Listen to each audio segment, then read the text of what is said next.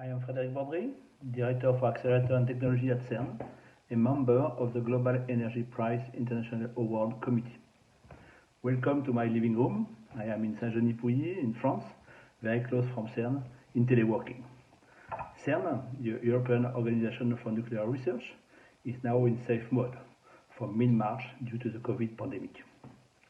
The large majority of CERN staff and users are now teleworking. Only a minority of persons are on site to ensure the safety and security of the facilities.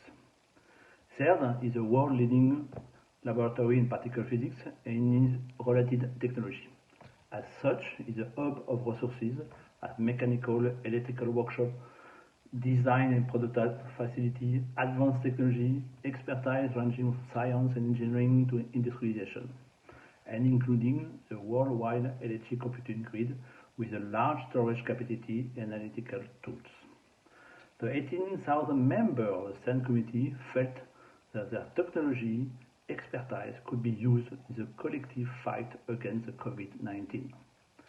Therefore, at the end of March, a dedicated group called CERN Against COVID was set up. The goal was to deploy CERN resources and competencies to contribute to the fight against the pandemic and to ensure effective and well-coordinated action, working closely with experts in healthcare, drug development, epidemiology, and emergency response, so as to maximize impact of the organization contribution. CERN has established links with local hospitals and emergency service and entered into a dialogue with experts at the World Health Organization, WHO. Discussions are also underway with the European Molecular Biology Organization and the European Bioinformatics Institute. This task force has already received hundreds of proposals from high-energy physics community. The proposals range from local activities to international design, calculation, and simulation activities. As local activity, the group has, for example, produced around 1,000 liters of hydroalcoholic gel thanks to our chemistry workshop. These gel were distributed for our fire brigade and for French and Swiss emergency response team. Use of the 3D facility printing and workshop capability to produce equipment such as masks and face shield. This equipment was distributed to the local authorities and in particular for persons working in public service roles. Furthermore, CERN experts are also investigating how the vast computing power with the particle physics community could contribute in the search for the vaccine. How we could boost the search for such vaccine. Standard physics tools such as simulation, big data analysis, machine learning, deep learning have been and are implemented. As you know, the worldwide medical community currently faces a critical shortage of medical equipment to address the COVID-19 pandemic. In particular, there is a case for ventilators which are needed during the COVID treatment, at the start of treatment, during the intensive care phase, and during the extended recovery times. Companies are scaling up production, but this will not be sufficient to meet the demand according to the current forecast.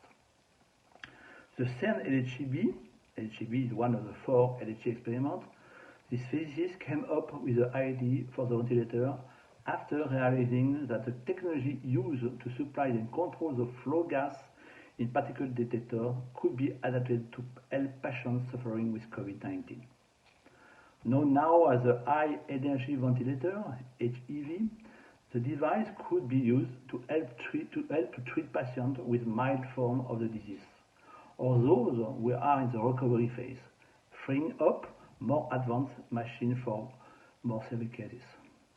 The design will comply with hospital standards and support the most requested ventilator operation board will be published through the CERN Open Hardware license, meaning it can be produced wherever needed and adapt to the local regulation anywhere in the world.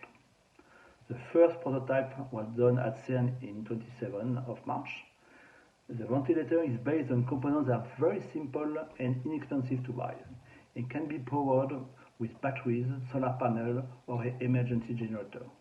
making it easy to deploy in areas with limited resources. For more information, there is an interesting website. You can find it easily typing the keyword on any web navigator, CERN against COVID. There is also an email to contact the group. In conclusion, I would like to say that we have been stimulated by the enthusiasm of the physics community to contribute against the COVID pandemic. It is a great demonstration of what a scientific community used to work together can do, an example of transfer of knowledge and technology from the basic science to society. Thank you for your attention. Take care and stay safe. Thank you.